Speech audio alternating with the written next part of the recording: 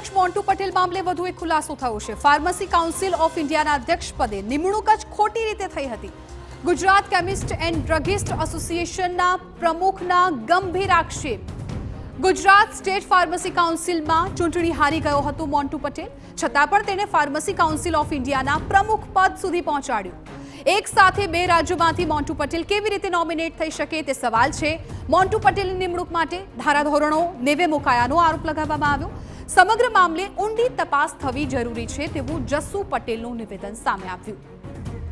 Gujarat chemist and druggist એસોસિએશનના પ્રમુખ જસ્સુ પટેલે આક્ષેપો લગાવ્યા હતા કે ફાર્મસી કાઉન્સિલ ઓફ ઇન્ડિયાના પ્રેસિડેન્ટ તરીકે મોન્ટુ પટેલની નિમણૂક જ ખોટી રીતે થઈ હતી। તત્કાલીન પ્રેસિડેન્ટ અને વાઇસ પ્રેસિડેન્ટને હટાવીને મોન્ટુ પટેલે ફાર્મસી કાઉન્સિલ ઓફ ઇન્ડિયા ઉપર પોતાનો કબજો જમાવ્યો। મોન્ટુને લાયકાત જ ન હોવા છતાં કોના ઇશારે તેને આ પદ મેળવ્યું તે તપાસ થવી જોઈએ।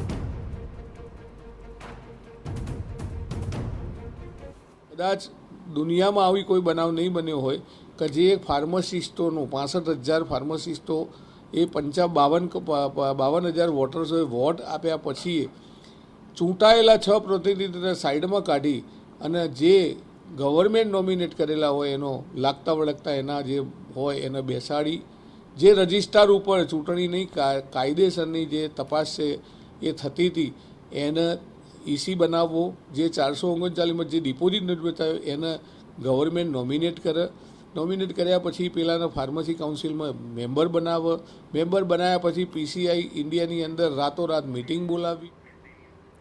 અગાઉ ગુજરાત ફાર્મસી હિતરક્ષક સમિતિના પ્રમુખ રાજેશ પટેલે પણ મોન્ટુ પટેલ પર ગંભીર આરોપ લગાવ્યા હતા। એઇડ્સના સેન્ટર ખોલી ફાર્મસી તથા અન્ય વિદ્યાશાખાના વિદ્યાર્થીઓને કેનેડા મોકલવામાં પણ ગેરરીતિ કરી હતી। વિદેશમાં આ પરીક્ષા પાસ કરીને ગયેલા વિદ્યાર્થીને અંગ્રેજી બોલતા ન આવડતું હોવાને કારણે ઝડપાયા હતા। કેનેડાની સરકારે ફરિયાદ કરતા સમગ્ર મામલો સામે આવ્યો હતો। આ સેન્ટરોમાં મોન્ટુ પટેલ ભાગીદાર હતો અને તેની પત્ની વિદ્યાર્થીઓના બદલે પરીક્ષા આપતી હતી। કંપાઉન્ડ જ છે ખરેખર, એ એક્ઝામો હોટલોમાં લેતા હતા, એની ઇંગ્લિશની એક્ઝામ આપવા માટે બીજો માણસ જતો હતો। એમાં તો અત્યારે નામ તો છે જ, અમિતભાઈ ચૌધરીનું નામ જ છે, એમના ભાઈ પંકજભાઈ છે, જસુભાઈ છે અને મોન્ટુભાઈ છે અને મોન્ટુભાઈના મિસિસ, બરાબર। એ રીતે એક્ઝામ આપવા માટે પણ મોન્ટુના મિસિસ જતા, કારણ કે એમ ફોર્મ કરેલું હતું એટલે ઇંગ્લિશ એનું સારું હતું, એટલે એ એક્ઝામ કોઈને આપવાની જેને ઇંગ્લિશ ના આવડતી એની એક્ઝામ એ આપતા હતા।